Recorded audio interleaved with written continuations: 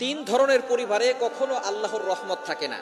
তিনটি ফ্যামিলি এমন আছে যেই পরিবারের ভিতরে আল্লাহ পাক রব্বুল আলামিন কখনো রহমত নাজিল করেন না, রহমতের ফেরেশতারা তাদের ঘরে প্রবেশ করে না, যার কারণে তাদের ঘরে সবসময় অভাব লেগেই থাকে। টাকা পয়সা ইনকাম করে কিন্তু সেই টাকায় কোনো বরকত থাকে না। হসপিটালের বিল দিতে দিতে, ওষুধ কিনতে কিনতে টাকা পয়সা শেষ হয়ে যায়। সুতরাং যদি আপনি আপনার পরিবারের ভিতরে বরকত পেতে চান তাহলে এই তিনটি কাজ করা যাবে না। আজকেই আল্লাহ পাক রব্বুল আলামিনকে কমিটমেন্ট দিয়ে এই তিন ধরনের কাজ থেকে আমাদেরকে দূরে সরে আসতে হবে। এক ধরনের পরিবার যাদের উপরে আল্লাহ পাক রব্বুল আলামিন রহমত দেন না এবং ফেরেশতারা প্রবেশ করে না, রহমতের ফেরেশতারা যান না। এক নাম্বার হচ্ছে যেই পরিবারে খাবার অপচয় করে বেশি, সেই ঘরে অভাব লেগে থাকে বেশি। সুতরাং খাবার অপচয় করা যাবে না। যারা অপচয় করে আল্লাহ পাক রব্বুল আলামিন তাদেরকে পছন্দ করেন না। আল্লাহ নিজে বলছেন 8 নম্বর পারা 13 নম্বর পৃষ্ঠা 2 নম্বর লাইন সূরা আরাফের 31 31 নম্বর আয়াতে আল্লাহ বলছেন ইন্নাহু লা ইউহিব্বুল মুসরিফিন। যারা খাবার অপচয় করে, ভালো করে শুনেন, আল্লাহ নিজে বলে দিয়েছেন যারা অপচয় করে তাদেরকে আল্লাহ পছন্দ করেন না, আল্লাহ পাক রব্বুল আলামিন তাদেরকে ভালোবাসেন না। সুতরাং অপচয় করবেন না। হযরতে ওসমান রাদিয়াল্লাহু তাআলা আনহু তিনি সবচেয়ে বড় ধনী সাহাবী ছিলেন। ওসমান রাদিয়াল্লাহু তাআলা আনহু এত ধনী হওয়ার কারণ কি জানেন? এক নম্বরে তিনি দান করতেন, দ্বিতীয় নাম্বার তিনি সবসময় আল্লাহর শুকরিয়া আদায় করতেন, আর 3 নাম্বার তিনি কখনো খাবার অপচয় করতেন না।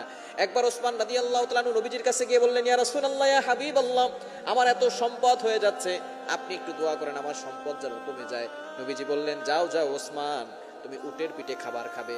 ওসমান রাদিয়াল্লাহু তাআলা চলে গেলেন উটের পিঠে খাবার খাওয়ার জন্য। কিছুদিন পরে আবার আসলেন, ইয়া রাসূলুল্লাহ, সম্পদ কমে নাই, এখনো শুধু বাড়তেছে। নবীজি বললেন, তুমি যখন উটের পিঠে খাবার খাও তখন কি করো? বলে, যখন কোনো খাবার নিচে পড়ে যায় আমি ওসমান নিচে নেমে এসে তারপরে খাবার উঠিয়ে সেটাকে মুছে আবার খেয়ে ফেলি। অর্থাৎ তিনি একটা খাবার পড়েছে, খাবারের টুকরা পড়েছে, সেটা তিনি অপচয় করতেন না। এজন্য আল্লাহ পাক রব্বুল আলামিন সে ওসমান রাদিয়াল্লাহু আনহুকে আরো সম্পদ দিয়েছেন, তার সম্পদ কমান নাই। এজন্য এক নাম্বার হচ্ছে যদি আপনার পরিবারে বরকত পেতে চান খাবারের অপচয় করবেন না।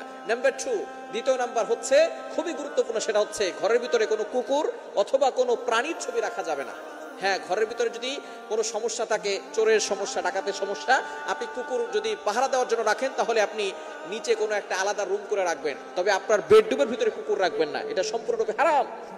কেননা লা তাদখুলুল মালায়েকাতু বাইতান ওয়ালা সূরা, যে ঘরের ভিতরে কুকুর থাকে, কালবুন ওয়ালা সূরা, যে ঘরের ভিতরে কুকুর থাকে এবং কোনো প্রাণীর ছবি থাকে, সেই ঘরে রহমতের ফেরেশতারা প্রবেশ করে না, সেই ঘরে কোনো রহমত, আল্লাহ পাক রব্বুল আলামিনের রহমত আসে না।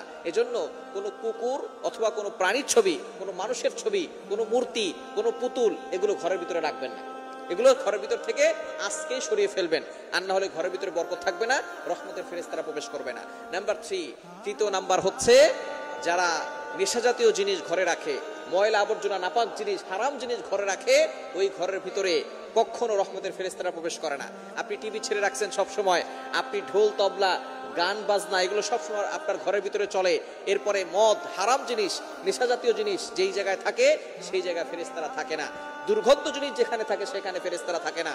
এজন্য ঘরের ভিতরে সবসময় পরিষ্কার পরিচ্ছন্ন রাখবেন, হারাম জিনিস রাখবেন না। আপনার ঘরের ভিতরে যদি আপনি বরকত পেতে চান, আল্লাহর রহমত পেতে চান, তাহলে অবশ্যই এই ধরনের জিনিসগুলো থেকে দূরে সরে আসবেন, তাহলেই ঘরের ভিতরে বরকত আসবে।